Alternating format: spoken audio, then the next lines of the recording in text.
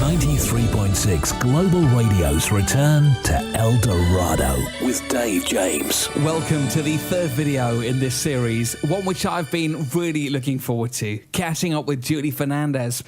Julie, just hearing your voice now takes me right back to Eldorado. Do you know what? It's really strange. Having been, luckily enough, in Eldorado and The Office, I still get stopped more for my voice and the sound of my voice from Eldorado than anything else. That's mad, isn't it? Do people still recognise you from Eldorado? Yeah, regularly. And what kind of reaction do you get from people when they realise it's you? Oh, it's a lovely reaction, actually. It's a really positive reaction. It pretty much goes like this. I used to love Eldorado, and if they'd given it another year or two, we'd still be watching it now, which I think I'm really in agreement with. In preparation for these series of interviews, I watched every episode from start to finish, and when it ended... Wow. I was really sad to see it go. I was just really getting into it, and then it stopped. I know, it really is a shame. I seriously believe that if they'd have just given it a little bit longer, unfortunately, there was a lot of background politics going on, which I think influenced the situation. But had they have left it alone a bit, we'd still be going now, I think. It's especially in England, because, you know, we have such dreary winters that, you know, turning the TV on and there was the sunshine and the blue skies, and it was lovely. And especially in a day before the internet and everything else, it was a window on a different world for us back in the UK. Do you know what? That's a really good point. I haven't thought about it like that, but yeah, you're absolutely right. Aren't you meant to be at work or something? No, we're not opening until 10. Rosaria's seeing the family off. Or couldn't you have possibly opened up on your own, or doesn't she trust you? How long had you been acting before you came into contact with Eldorado? Well, I left for Spain to film Eldorado exactly a week before my 18th birthday. And I had been a student since the age of 12. It's a boarding school in England called Trelaws. It's the biggest boarding school in the UK for disabled students, and had done drama GCSE and all the different school plays, and we'd done a little bit of filming here and there because a lot of people would contact the school to ask if there were students that wanted to film on this and that. So a few little bits and pieces as a kid, but I never ever thought about it as a profession, especially as a wheelchair user. In fact, when I came out to Spain, the first 3 or 4 months that I was living in Spain, I was flying back every other week, maybe every 3 weeks, to take an A-level exam. That was the deal, my parents said, because it was right in the middle of my A-levels when I had to move to Spain, and they said, you can do the job, but you have to finish your A-levels. So, yeah, I was wanting to go to university and do some type of desk job that was practical to my wheelchair. And here we are 25 years later, and I'm still doing it. When you moved here, did the whole family come with you, or were you over here on your own? My mum came out a little bit beforehand just to kind of find the right place for me to live and, you know, chat to the team about my needs as a wheelchair user. And then she left, and I had a full-time support worker. So for me, a support worker is someone who is me physically. So they do the lifting and the carrying and the driving and helping me in and out the car and the bits that I physically can't manage. So I had a full-time support worker, yeah. And I went a little bit nuts. As I said, it was a week before my 18th birthday when we flew out to Spain, and I had been at a strict boarding school and had strict parents. And the rules were, when we got to Spain, as long as you turn up sober and you know your lines, that's fine, do what you like, you know, be careful of the press, obviously. And so I went for it and went out clubbing regularly and went wild, really. Where did you go out? Was it here on the Costa Del Sol? Oh, yes. I used to regularly go to the London pub and the London Underground and then various other places, but that was mostly my regular. I was in there last weekend. Oh, was you? It's still going. Brilliant. You know what? I'm going to come over and we're going to go out together. We'd have a great old time. It really pretty hasn't changed a great deal since you were here. Julie, The character Nessa, we never really got an explanation as to why she was in a wheelchair. I wonder if her backstory in any way echoed your own. Well, when I went for the audition with Julia Smith, who was the lady who originally invented EastEnders, she had decided that she would just not make an issue of the disability. The disability of the individual would be the disability of the actor. So it was just Julie Fernandez, as in me, has brittle bones, and so Vanessa Lockhead had brittle bones, and we left it at that, really. Which, when you think about it, that long ago was a massive thing to do in the media industry, because as far as I understand it, I was the first real disabled person playing a real disabled person on a soap or anything on a regular basis. So it was quite a big thing to do back then. Well, I don't see anything wrong with it. Well, you should. It's better than what you do. What I do? Yeah, you bury your head in the sand and hope everything will go away. If you don't talk about it, it doesn't exist. That's your philosophy. No, it isn't. It is, Dad. I mean, you did it with your drinking, and now you've started smoking again. That's so stupid. I mean, you even did it with me, didn't you? What wheelchair? There's nothing wrong with my daughter. She's fine, isn't she? And now you're doing it with the family. I mean, don't even ask their opinion, will you? Don't ask them if they want to go back. That's far too sensible for you. I mean, it should pretend there's nothing wrong, shall we? That's your way, isn't it, Dad? For all its faults and criticisms, the show was groundbreaking in that respect, wasn't it? Yeah, it really, really was. And it has got better, the TV industry and the media industry. I can't say it hasn't. I am being sent on more auditions than I've ever been before. But as a disabled actor, it's still incredibly difficult. With the brittle bones, I know you've had a very tough childhood from a physical point of view. Did I read that you've broken over 100 bones or something? Yeah, about that now. So I've had about 100 fractures and I've had about 60 to 70 operations. You kind of lose track after a while. Do you know what? I wasn't expected to live past 2, and I'm 43. And I think the thing that works for me is I don't have an issue about my disability. I've never asked why me. It's fine. It makes me a massive part of who I am. And I think it's a state of mind. So I've never seen it as a problem or a hindrance. I've seen it as a just, that's fine. Actually, what I find more of a hindrance is how society reacts towards me. That makes it very complicated. Having to deal with the NHS system and the benefit system and, all the things that you have to when you have a disability is actually more complicated than my disability. You're doing a lot of work at the moment as a disability rights campaigner, aren't you? Yeah, do you know what? I've been so lucky. Again, because there was back then anyway, so few disabled people in the mainstream media, I got to do lots and lots of different things, which was amazing, and realised that I could use my acting media career as a way to positively impact on disability equality. And then, and this is fate, this is just wonderful really, then I got a job on The Office, and the Office came out in the UK about the same time Part M of the Disability Discriminations Act came into effect in the UK.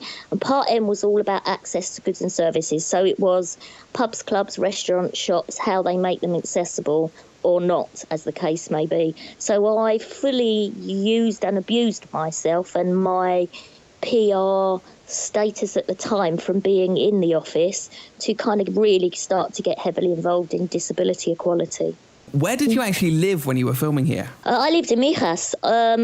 We all lived in the hotel on, as you go up towards Mijas, I think there's a golf club now, but there was a big white hotel on the left-hand side. So we all moved in there for the first 6 weeks maybe, something like that. And then we all went off and started to find our own places to stay. And I think I moved something like 5 times when I was there because it was just really hard to find somewhere that was accessible. But eventually I found a beautiful little bungalow just on the side of the mountain. It's a gorgeous place, isn't it, Mijas? Beautiful. And then there was a great tapas bar. Again, as you go into Mijas, right at the front on the right-hand side, there was a fantastic restaurant that we all used to congregate to. So, yeah, I do miss them days. When we see an on-screen family like the one you had with your mum and dad and you had a brother in the show as well, does that bond on the screen, did that extend into real life in any way? Oh, yeah, absolutely. Especially because we were all strangers in a strange land, so to speak, and we only had each other. So, you know, we used to socialise a lot together. I love you, Dad. I'll always love you. I've been sitting here thinking that I love that man. I don't care if he's not my real dad. He'll always be that to me. And I've really given him some hard times, but now's my chance to make it up to him. So you don't want to find your real dad then? I'm looking at my real dad. You know who else would put up with me going on at them the way I do to you?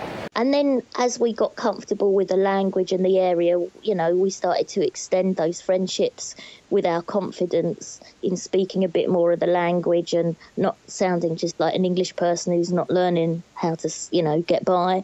But yeah, it's amazing. And when you're filming together, you're all very, very close. And then you move on. It's like all things in life, you know, you're best pals with your friends at school for that period of time, and if you're lucky you're still in contact with one or two, but mostly not. Who are you still in touch with from the show? Oh, well, do you know what, I got an email from Kai not that long ago. I got Josh, who played my brother. We've been communicating every now and again, so I think those are the only two. Leslie I used to keep in contact with, but she lives down in London and is a busy producer. Do you know what? She was one clever cookie. She really was wasted as an actress. She should have been a solicitor or a lawyer. She had I think they call it is it didactic memory? She basically could look at a page and then just relate the whole page to you some moments later. She was amazing. I know you said in the past there were some difficult times for you on Eldorado as well. When I first made contact with you, you said it brought back some great memories and some not so great memories. Without wishing to dwell on that too much, what can you tell me about the less positive aspects of it? I suppose they were twofold for me. Partly it was being a wheelchair user on the Costa del Sol wasn't easy and it wasn't practical, and that made that quite difficult. And then all the politics that were going on behind the scenes. Being on Eldorado, did that open up other doors for you after the show finished? Yeah, it most definitely did. Most definitely. You know, I came back to England and was very lucky to be able to still be involved in the media industry and started making documentaries. So as much as I act, I also present programmes and I make documentaries for Radio 4, all to do with the subject of disabled people's lives and their families and carers, so highlighting the issues that disabled people and their families have to go through, and you know, and trying to make things better for disabled people in general, and you know, a whole mixture of different things. And then landing a role in The Office. I know we've touched on it briefly, but that was brilliant, wasn't it? The Asher Taller, who is the producer of the show, you'll have seen him on, you know, like the BAFTAs and various places. He's in a wheelchair. He was actually my prefect at boarding school, so I think that helped when I went for the audition. So yeah, it was fated. I was very lucky, very, very lucky to get such an award-winning, so different show. You know, the way we filmed it was so different to anything that had been done like that before. So as an actress, that was really interesting. So I tried to make sure. I'll do that. Sorry. No. What I'll do. Yeah. So, I'm gonna get you out of here. All right. So.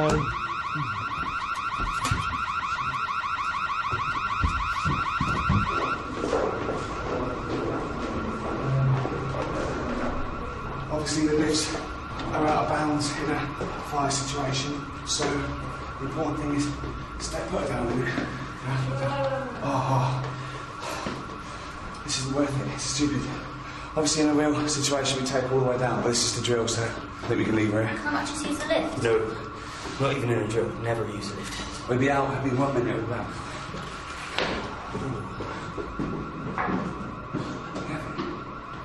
And for me, what was extra special is that I came in on the second series in the Christmas special. So the entire team, all of the cast and all of the crew, which was all the same cast and crew throughout the whole series, they had a boss. They had Ash, my prefect at boarding school, who's also a wheelchair user. He was their boss. They were used to having a boss who was disabled. They were used to working with a wheelchair user. So when I came on board in the second series, it was just absolute pleasure, because I didn't have to explain myself too much. There wasn't the awkward questions. And when I say over-friendliness, I don't mean that horribly, because it's wonderful to be friendly. But a lot of people, when the first time they meet and work with a disabled person, they often have worries about, do I bend down when I speak to them, and and all of those things. And there was none of that. It was just seamless. It was lovely. And what are you working on right now, Julie? So I have just pitched for a Radio 4 documentary. I'll find out about that next week. Not next week, the week after. I've just trained 16 theatre directors in feeling more comfortable about employing and casting disabled artists, and one of them's approached me about maybe doing a theatre show, which I'm quite excited about. I'm working with an amazing engineer. Do you watch The Big Bang Theory? Love The Big Bang Theory. Okay, so me too. It's wonderful. And I met a guy who's a bit like one of the characters in there, in that he's a bit older. Jeff's in his 50s, and he's an engineer, and he designs and makes equipment to allow people with severe disabilities who have very limited movement, so it might be a nod of the head or a flick of the big toe. He designs and makes consoles to allow disabled people to play on the Xbox, the PlayStation and the PC. And I'm a big gamer. I love my games. So I'm teaming up with him to try and get that out there a little bit more, so that more disabled people can game. And I'm a crafter. Throughout the 25 years of working in the media industry, 6 years ago I set up a shop and teaching centre, a craft shop. So I teach patchwork quilting, hand embroidery, crochet, all that type of thing. And Jeff's going to be designing me a bit of kit that allows me to, instead of using the foot pedal for the sewing machine, allows me to use another bit of my body. And please God, if that works out, we might look at getting that patented, so that more disabled people can enjoy making their own clothes and just generally having a bit of crafty fun. That's really cool, and it's really nice how all these areas of your life have sort of come together. Brilliant, I love it. I really enjoy bringing people together. You meet one person and then you meet another person on your journey. You think, gosh, those two would make a really good team. So you unite them and watch them fly and enjoy themselves. So yeah, great fun. Do you have a favourite memory of your time on set that you could share with us? Something funny or something that you particularly enjoyed? Oh, do you know what? It's got to be food related. We had our own restaurant up on set, and there was a Spanish chef there who made the most awesome cheese omelettes in the morning for breakfast. I used to love going in, having a cheese omelette, getting English cut tea, and then getting on with learning my script and getting on with my day, and just generally spending time with such fun, like-minded people. Julie, it's been lovely to hear your memories today and to catch up with what you're doing at the moment as well. Thank you, and thanks for the interview, and lots of love to everyone out there who's watched it and who might have been in it. 93.6 Global Radio's return to Eldorado with Dave James.